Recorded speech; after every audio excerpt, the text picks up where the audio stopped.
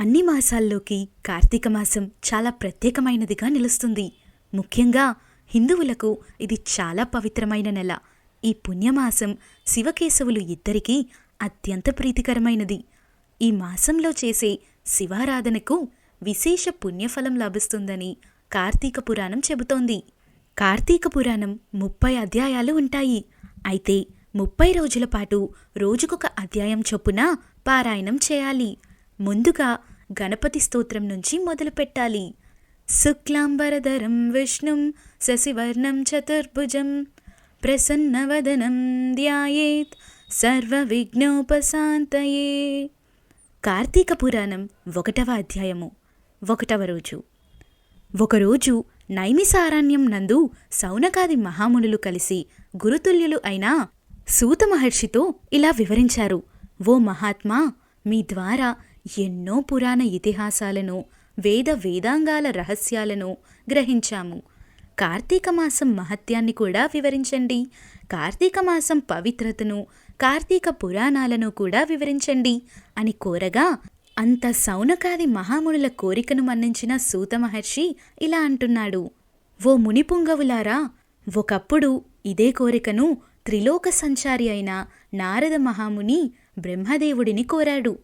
అప్పుడు బ్రహ్మదేవుడు అతనికి ఈ పురాణ విశేషాలను వివరించాడు. అదే సమయం నందు లక్ష్మీదేవికి శ్రీ మహావిష్ణువు, పార్వతీదేవికి పరమశివుడు ఈ పురాణాన్ని వివరించారు. అలాంటి పరమ పవిత్రమైన పురాణాన్ని మీకు వివరిస్తున్నాను. ఈ కథను వినడం వల్ల మానవులకు ధర్మార్థాలు ప్రాప్తిస్తాయి. ఈ పురాణగాథను విన్నంతనే ఇహలోకంలో పరలోకంలో సకల ఐశ్వర్యములు పొందగలరు. కాబట్టి శ్రద్ధగా వినండి అని చెప్పసాగాడు. పూర్వం ఒకరోజు పార్వతీ పరమేశ్వరులు ఆకాశమార్గం నందు విహరిస్తుండగా పార్వతీదేవి పరమశివుడితో, ప్రాణేశ్వర, సకల ఐశ్వర్యాలను కలగజేసి మానవులంతా కుల మత తారతమ్యం లేకుండా, వర్ణభేదాలు లేకుండా ఆచరించే వ్రతము ఏదైనా ఉంటే వివరించండి అని కోరింది. అంతటా పరమశివుడు ఆమె వైపు చిరునవ్వుతో చూసి ఇలా చెబుతున్నాడు. దేవి, నీవు అడిగే వ్రతము ఒకటి ఉంది. అది స్కంద పురాణంలో ఉపపురాణంగా విరాజిల్లుతోంది. దానిని వశిష్ఠ మహాముని మిథిలాపురాధీసుడైన జనక మహారాజుకు వివరించాడు. అటు మిథిలా నగరం వైపు చూడు అని ఆ దిశగా చూపించాడు. మిథిలా నగరంలోని వశిష్ఠుడి రాకకు జనక మహారాజు హర్షం వ్యక్తం చేస్తూ అర్ఘ్యపాద్యాలతో సత్కరించారు. ఆపై కాళ్ళు కడిగి ఆ నీటిని తన తలపై జల్లుకుని ఇలా అడిగాడు. ఓ మహామునివర్యా, మీ రాక వల్ల నేను మీ పాదధూళితో నా దేశం, నా శరీరం, ప్రజలు పవిత్రులము అయ్యాము. మీరు ఇక్కడకు రావడానికి కారణమేమిటి అని కోరగా వశిష్ఠ మహాముని ఇలా చెబుతున్నాడు. జనక మహారాజా, నేనొక మహాయజ్ఞము చేయాలని నిర్ణయించుకున్నాను. అందుకు కావలసిన ధన సైన్య సహాయానికి నిన్ను కోరుకున్నాను అని తాను వచ్చిన కార్యాన్ని వివరించాడు. దీనికి జనకుడు, మునిపుంగవ, అలాగే ఇస్తాను, స్వీకరించండి. కాని ఎంతో కాలంగా నాకొక సందేహమున్నది. మీలాంటి దైవజ్ఞులైన వారిని అడిగి నా సందేహం తీర్చుకోవాలని అనుకునేవాడిని. నా అదృష్టం కొద్దీ ఈ అవకాశం దొరికింది. ఏడాదిలో మాసాలన్నిటిలో కార్తీక మాసమే ఎందుకు పరమ పవిత్రమైనది? ఈ నెల గొప్పదనమేమిటి? కార్తీక మహత్యాన్ని నాకు వివరిస్తారా అని ప్రార్థించాడు. వశిష్ఠ మహాముని చిరునవ్వు నవ్వి, రాజా, తప్పక నీ సందేహాన్ని తీర్చగలను. నేను చెప్పబోయే వ్రత కథ సకల మానవాళి ఆచరించదగినది, సకల పాపాలను హరించేది. ఈ కార్తీక మాసం హరిహర స్వరూపం. ఈ నెలలో ఆచరించే వ్రత ఫలితం ఇది. వినడానికి కూడా ఆనందదాయకమైనది. అంతేకాదు, ఈ కార్తీక మాస కథను విన్నవారు కూడా నరకబాధలు లేకుండా ఈ లోకంలోనూ పరలోకంలోనూ సౌఖ్యంగా ఉంటారు.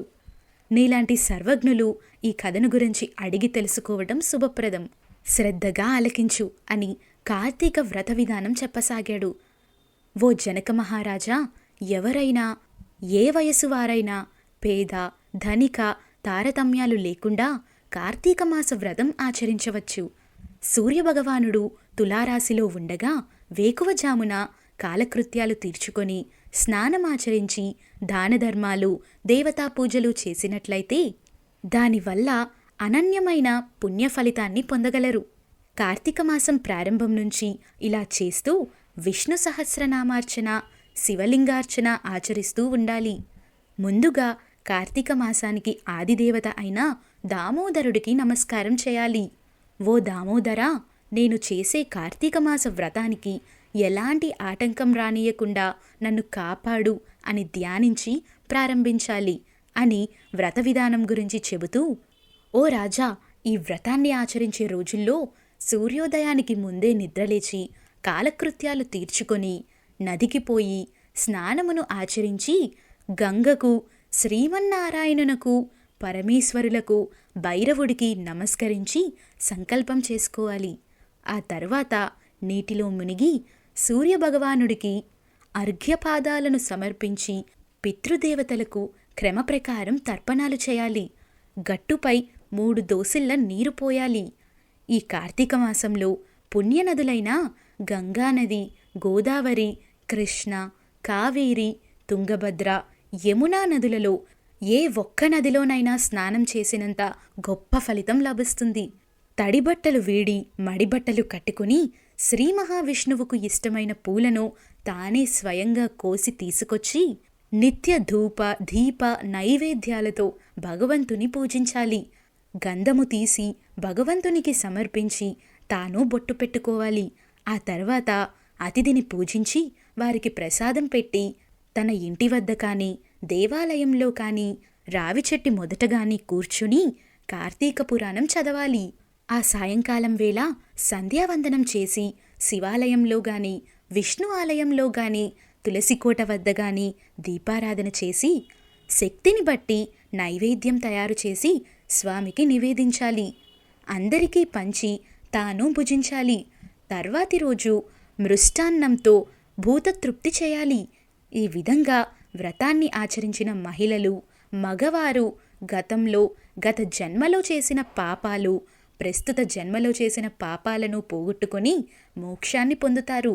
ఈ వ్రతం చేయటానికి అవకాశం లేనివారు, వీలు పడనివారు వ్రతాన్ని చూసినా, వ్రతం చేసిన వారికి నమస్కరించిన వారికి కూడా సమాన ఫలితం వస్తుంది. ఇది స్కంద పురాణంలోని వశిష్ఠ మహాముని చెప్పిన కార్తీక మహత్యంలోని మొదటి అధ్యాయం సమాప్తం.